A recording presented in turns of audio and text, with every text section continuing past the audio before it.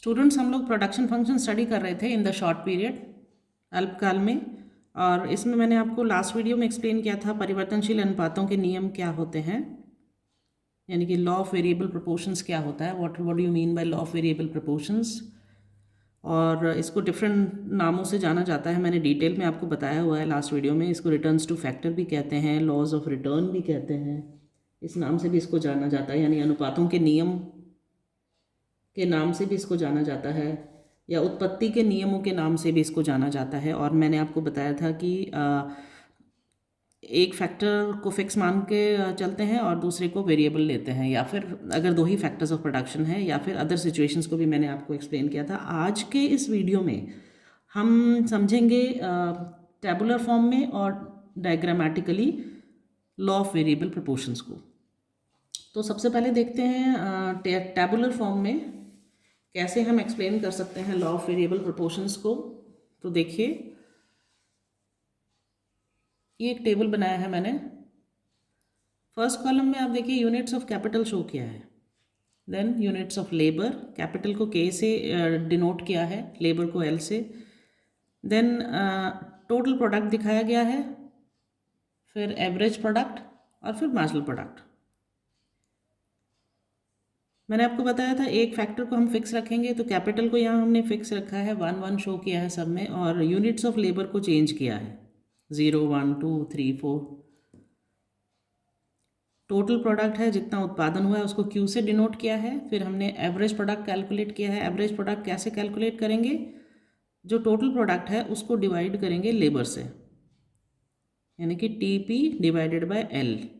TP को हमने denote किया है क्यू से, तो क्यू को जब हम एल से डिवाइड करेंगे तो हमारा एवरेज प्रोडक्ट के फिगर्स आ जाएंगे।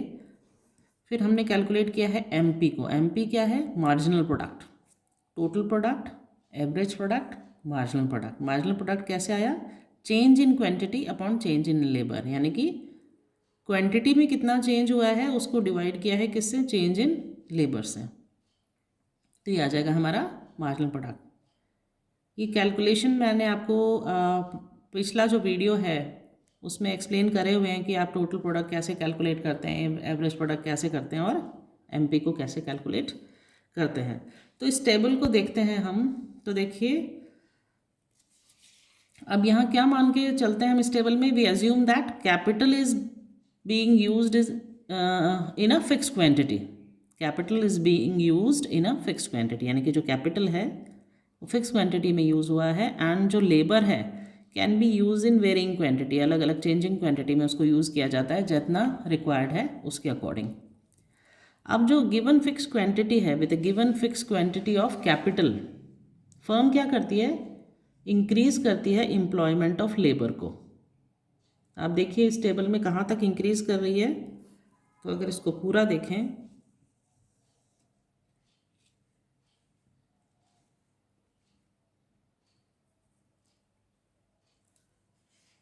देखिए 8 यूनिट से आगे तक, यानी कि 10 यूनिट्स तक इंक्रीज किया है। अब जब 8 यूनिट्स है तो आप देखिए 8th यूनिट में क्या है, टोटल प्रोडक्ट की अगर आप सिचुएशन देखिए शुरू से,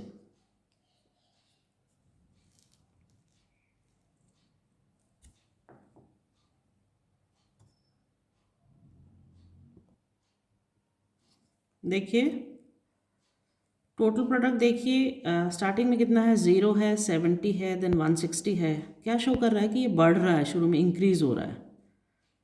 ये देखिए 7th यूनिट तक ये इंक्रीज हुआ है, 8th यूनिट पर ये सेम ही है।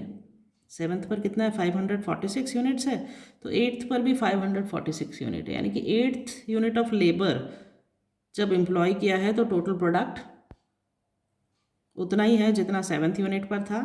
लेकिन जैसे ही 1 यूनिट ऑफ लेबर और एम्प्लॉय करते हैं तो टोटल प्रोडक्शन कम हो जाता है,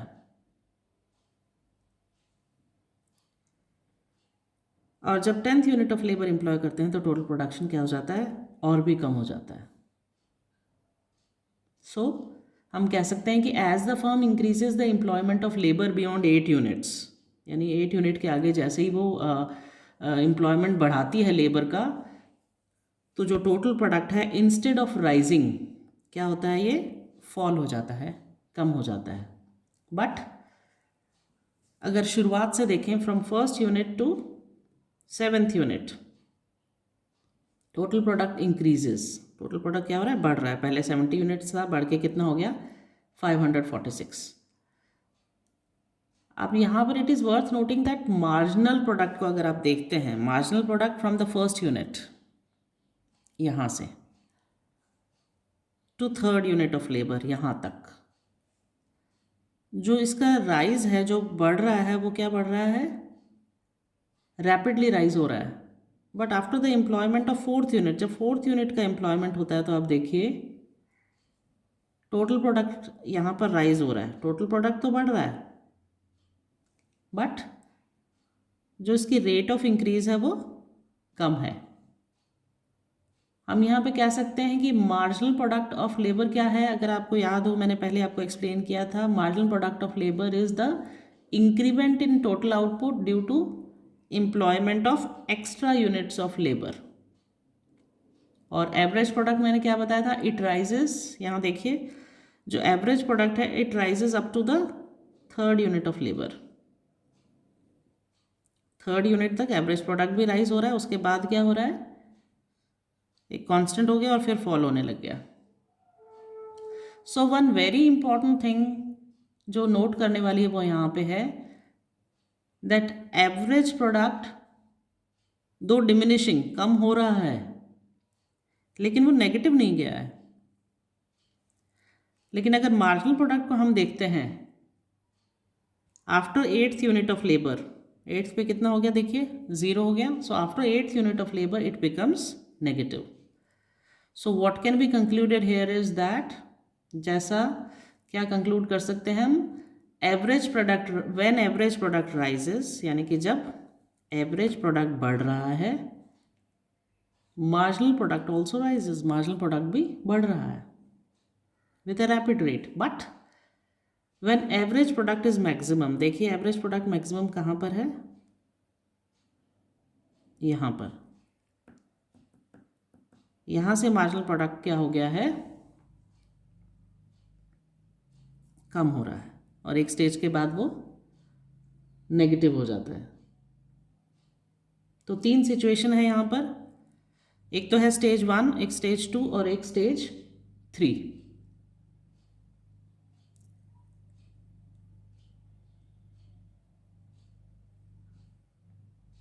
ठीक है, जो फर्स्ट स्टेज है उसको कह सकते हैं हम लॉ ऑफ इंक्रीजिंग रिटर्न्स, यहाँ पे बढ़ रहा था। सेकेंड स्टेज है law of diminishing returns and the third stage is law of negative returns, कह सकते हो आप इसको।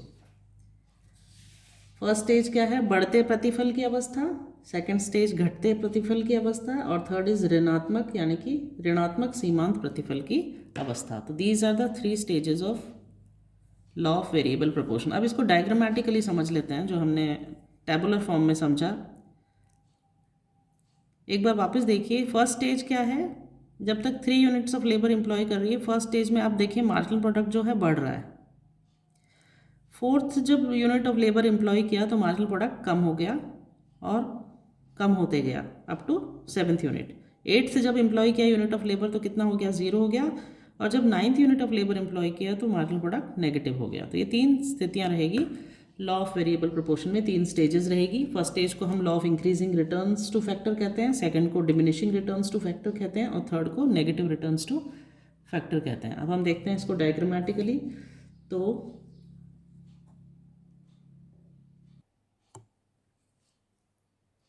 देखिए, हम लॉ ऑफ वेरिएबल प्रोपोर्शन को अगर डायग्रामेटिकली देखें तो ये एपी कर्व है, ये मार्जिनल प्रोडक्ट एमपी कर्व है, और ये टोटल प्रोडक्ट कर्व है। और इसमें मैंने 3 स्टेजेस बताई है, stage 1, stage 2, stage 3। X axis पे क्वांटिटी ऑफ वेरिएबल फैक्टर दिखाया गया है और वाई एक्सेस पर आउटपुट दिखाया गया है, जिसमें दिखाया टोटल प्रोडक्ट, एवरेज प्रोडक्ट और मार्जिनल प्रोडक्ट को। तो इस डायग्राम को देख के हम क्या कह सकते हैं, क्या कंक्लूड कर सकते हैं, देखिए व्हेन एवरेज प्रोडक्ट राइजेस, जब ये एपी जो कर्व है एवरेज प्रोडक्ट राइज हो रहा है तो मार्जिनल प्रोडक्ट ऑल्सो राइजेस। ये जो मार्जिनल प्रोडक्ट कर्व है, ये वाला ऊपर वाला, ये भी राइज हो रहा है। ठीक है, when average product rises then marginal product also rises, but जो राइज है, जो इंक्रीज हो रहा है, MP rises with a rapid rate, जो जिस रेट से मार्जिनल प्रोडक्ट बढ़ रहा है वो ज़्यादा है, या जो स्पीड हम कह सकते हैं वो ज़्यादा है, किसकी बजाय? एवरेज प्रोडक्ट की बजाय। तो हम कह सकते हैं MP rises with a rapid rate but when average product is maximum, देखिए ये एवरेज प्रोडक्ट मैक्सिमम कहाँ पर है? यहाँ पर। When average product is maximum, तो यहाँ पर मार्जिनल प्रोडक्ट कर्व इसको काटता है। The marginal product curve cuts the average product curve, cut करता है और एकदम रैपिडली फॉल होता है और नेगेटिव हो जाता है।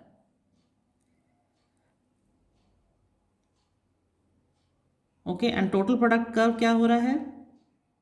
इसको आप देखिए इस स्टेज में, सबसे पहले हम स्टेज वाइज देखें तो फर्स्ट स्टेज में total product increases at an increasing rate. Total product बढ़ रहा है, कौन सी रेट से? Increasing rate. कब तक बढ़ रहा है? इस पॉइंट तक, up to point of inflection, यहाँ तक तो वो तेजी से बढ़ रहा है। And there after increases at a diminishing rate, फिर जो इसकी रफ्तार है वो कम हो गई है। So total product increases at an increasing rate up to the point of inflection, और कौन सा inflection point है? ये point I, and thereafter increases at a diminishing rate. क्यों? This is because marginal product of the variable factor जो है increases up to point M, क्योंकि marginal product यहाँ तक increase हो रहा है on MP curve, और उसके बाद क्या हो रहा है? ये start falling. अब ये जो राइजिंग एमपी है ये क्या करता है? It also pulls up average product, average product को भी पुल करता है, जो बढ़ता है, विच गोज अप, जो फर्स्ट स्टेज में बढ़ रहा है। तो फर्स्ट स्टेज कौन सी स्टेज है? एपी भी बढ़ रहा है, एमपी भी बढ़ रहा है, और आप कह सकते हैं कि total product is also increasing. Rising AP क्या इंडिकेट करता है? जो बढ़ता हुआ एवरेज प्रोडक्ट का ये इंडिकेट करता है increase in the efficiency of variable factor, यानी कि जो वेरिएबल फैक्टर है, जो लेबर है, उसकी बढ़ी हुई एफिशिएंसी के बारे में बताता है ये। अब स्टेज 1 एंड कब होता है? जहाँ एपी मैक्सिमम है and is equal to MP, इस यहाँ पर, यहाँ स्टेज 1 खत्म हो जाता है। पॉइंट सी आप कह सकते हैं, जहाँ एवरेज प्रोडक्ट मैक्सिमम है और मार्जिनल प्रोडक्ट एवरेज प्रोडक्ट को काटता है एट पॉइंट सी, या फिर आप कह सकते हो जहां एवरेज प्रोडक्ट मार्जिनल प्रोडक्ट के बराबर है सी पर। This is the first stage जहां जो एंड होती है। अब हम बात करते हैं सेकंड स्टेज की। तो सेकंड स्टेज में क्या है? Total product continues to increasing, बढ़ रहा है, लेकिन एट अ कौन सी रेट पे? Diminishing rate. It reaches the maximum at point D, ये पॉइंट डी है, यहाँ पर ये मैक्सिमम पहुँच जाता है, यहाँ पर सेकेंड स्टेज एंड हो जाती है। इन दिस स्टेज बोथ, इस स्टेज पर क्या है? एपी और जो एमपी है दोनों of variable factors are falling, दोनों गिर रहे हैं। देखिए आप, एपी भी फॉल हो रहा है, एमपी भी फॉल हो रहा है, लेकिन इस स्टेज तक दोनों क्या है? पॉजिटिव है, नेगेटिव नहीं हुए अभी तक। Both AP and MP are falling but remain positive, that is why this stage is called, ये जो सेकेंड स्टेज है इसको कहते हैं स्टेज ऑफ डिमिनिशिंग रिटर्न्स। और इसके एंड में क्या होता है? At the end of this stage MP जो है वो 0 हो जाता है, ये पॉइंट बी से दिखाया गया है, and corresponding to the highest point D, और हाईएस्ट पॉइंट क्या है टीपी का? टोटल प्रोडक्ट कर्व का डी। ये सेकेंड स्टेज यहाँ पर एंड होता है। Now let's see about the third stage. Third stage में देखिए क्या होता है? Total product falls. Third stage यहाँ से स्टार्ट हो रही है, टोटल प्रोडक्ट फॉल हो रहा है, देखिए टीपी कर्व स्लोप्स डाउनवर्ड। अब जब थर्ड स्टेज में टोटल प्रोडक्ट कर्व डाउनवर्ड हो रहा है तो मार्जिनल प्रोडक्ट यहाँ पे नेगेटिव हो गया है, इट बिकम्स नेगेटिव, या आप कह सकते हो कि it goes below the x axis, जो एक्स एक्सेस है इसके नीचे चला जाता है, और जो एपी है वो कंटिन्यू कर रहा है, फॉल हो रहा है, एपी में कंटिन्यूस फॉल हो रहा है। एमपी नेगेटिव हो गया, एपी में कंटिन्यूस फॉल है, and total product curve also declines, slopes downward आप कह सकते हैं। As the marginal product of variable factor becomes negative, जैसे ही मार्जिनल प्रोडक्ट वेरिएबल फैक्टर का जो मार्जिनल प्रोडक्ट है नेगेटिव हो जाता है, this stage is called the stage of negative returns. क्या कहते हैं इसको? Stage of negative returns. अब इस स्टेज में क्या होता है, जो एफिशिएंसी है फिक्स्ड और वेरिएबल फैक्टर्स की, जो हमने टेबल में मैंने आपको एक्सप्लेन करी थी, वो इतनी ज़्यादा हो जाती है in compare to fix factors. जो वेरिएबल फैक्टर की एफिशिएंसी इतनी ज़्यादा हो जाती है इन कंपैरिजन, किसके कंपैरिजन में? फिक्स फैक्टर्स, कि वो एक दूसरे के रास्ते में आने लग जाते हैं, और जिसकी वजह से क्या होता है, एमपी नेगेटिव हो जाता है और total product starts falling. So these are the three stages of law of variable proportion: stage 1, stage 2 and stage 3. अगर हम बात करें कि जो एक रैशनल फर्म है वो कहाँ प्रोड्यूस करेगी, स्टेज 1 में या स्टेज 2 में या स्टेज 3 में, तो एक rational firm will not produce either in stage 1 में भी नहीं प्रोड्यूस करेगी, स्टेज 3 में भी नहीं प्रोड्यूस करेगी, it will produce in stage 2। कहाँ पर? जहाँ पर both average product and marginal product of variable factors fall हो रहे हैं। क्यों? क्योंकि स्टेज 1 में तो देखिए marginal product of fix factors negative है, as its quantity is more than variable factor. Stage 3 में अगर देखें, जो marginal product of variable factor है वो नेगेटिव है, as its quantity is too large than fix factor. So हम कह सकते हैं कि ओवरऑल स्टेज 2 वो स्टेज है जहाँ पर firm would prefer to operate, काम करना पसंद करेगी।